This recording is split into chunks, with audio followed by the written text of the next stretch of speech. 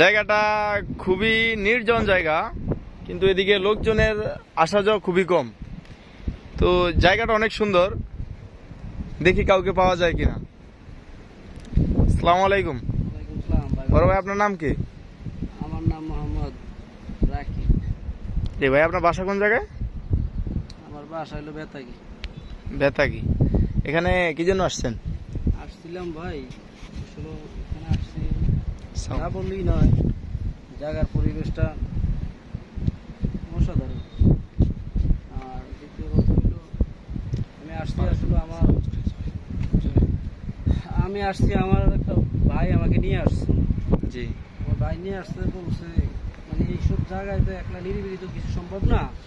আসলে সবটা যদি কেউ না থাকে, হয় কেউ গার্লফ্রেন্ড থাকে বা কেউ ওয়াইফ থাকে, না হয় কেউ ফ্রেন্ড আছে না, মেয়ে বন্ধু থাকে, ওদেরকে নিয়ে আসে। কিন্তু আমার তো কেউ নাই। ভাই বলছিল যে তার একটা শালি আছে, ওর সাথে ঘুরতে নিয়ে যাবে।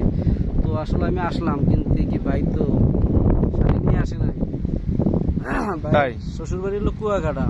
জি। ভাই বলছিল যে আমার একটা শালি আছে, শালি নিয়ে তুমি ঘুরবা। তো আমি আসছি, কিন্তু ওই ভাইয়ের সাথে কি আপনার দেখা হয়নি? দেখা হয়েছে, কিন্তু কি ভাই তো শালি নিয়ে আসে নাই। ভাই একাই আসছে? না, তার ওয়াইফের নিয়ে আসছে। আমার এতিমের মতো এই জায়গায় দাঁড়া করে রাখছে ভাই।